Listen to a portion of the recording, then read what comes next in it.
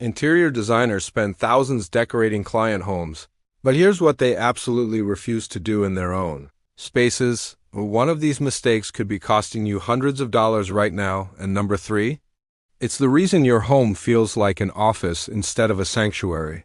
Stick around because I'm breaking down the 5 interior design mistakes experts avoid at all costs. And hey, drop a comment telling me which mistake you've been making, no judgment. First up, professional designers refuse to buy matching furniture sets. Yeah, that bedroom set with the matching knit stands and dresser. Designers call it the showroom curse. According to Amanda Lee from House of Rollison, matching sets scream cheap no matter how much you spent. Here's why. When everything matches perfectly, your home looks staged instead of lived in. It lacks personality and depth. What designers do instead? They mix different pieces. Maybe pair a vintage dresser with modern knit stands or mix materials like wood with metal. This creates what they call a collected over time look that feels authentic and uniquely yours. The secret? Keep a consistent color palette or style thread, but vary the specific pieces. Your home should tell your story, not look like a furniture catalog. Mistake number 2 might surprise you. Expert designers never choose wall paint colors first. I know, sounds backwards, right? Here's the problem, paint is literally the most permanent choice you'll make, but designers pick it last. Melissa from Duvel Design explains it perfectly. You can easily change your sofa fabric or that expensive rug you fell in love with, but you can always repaint a wall. The designer approach: start with fabrics, rugs, and furniture first. These pieces often have limited color options and higher price tags. Once you've chosen your furniture and textiles, then you custom match paint colors to complement them. Paint stores can match almost any fabric or material sample, making it the easiest element to coordinate. This one strategy alone saves designers from costly mistakes and that dreaded feeling when your new sofa clashes with your walls. Pro tip: always test paint samples in your actual space before committing. Different lighting changes everything. Here's mistake number 3. Professional designers never rely on just overhead lighting, that single ceiling fixture. It's making your home feel like a waiting room. Designer Gailey Grimes puts it bluntly: rooms with only overhead lighting feel flat and uninviting. The harsh, one-directional light creates unflattering shadows and zero atmosphere. It's functional, but it's not beautiful. The expert secret: layer your lighting. Designers use the 3-layer rule: ambient lighting, like that overhead fixture, task lighting, such as reading lamps, and accent lighting, like sconces or picture lights. This creates depth, warmth, and flexibility. In their own homes, designers place at least 3 different light sources in every room. A floor lamp here, table lamps there, maybe under cabinet lighting in the kitchen. This layering transforms how your space feels.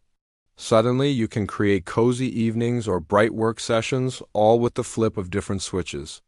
Your home becomes adaptable to your mood, not stuck in conference room mode.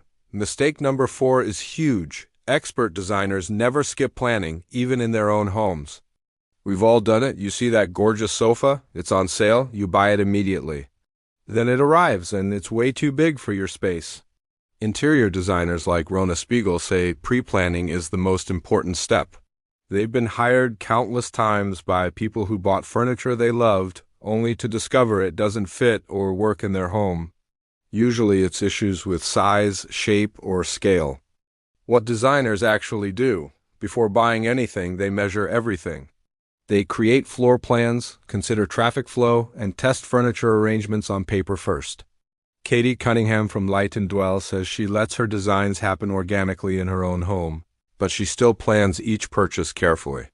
The payoff? You avoid expensive returns, wasted money, and that frustrated feeling of furniture that doesn't work. Take 30 minutes to measure and plan before you buy. Your future self will thank you. Use painter's tape on your floor to outline furniture sizes. It's a game changer for visualizing scale. Final mistake: designers never chase every trend, even in their own spaces. This might sound contradictory since they literally work in the design industry, but hear me out. Giverny Sim from Hatch Interiors warns about trend urgency, that panic feeling that you need to update your home every time a new style drops. Barbie Court, Japandi, Modern Farmhouse, these trends come and go faster than your mortgage payments? Here's what designers actually ask themselves before jumping on a trend. Will I love this in 5 years? How long will it last? Do I really need it? These three questions save them from expensive mistakes. The designer balance, they incorporate trends through easily changeable elements like throw pillows, artwork, or small accessories. But for big-ticket items like sofas, kitchen cabinets, or flooring, they go timeless. Classic styles with quality materials never go out of fashion. In their own homes, designers create spaces that reflect their personality, not Pinterest's homepage. They mix some current elements with lasting design principles. The result?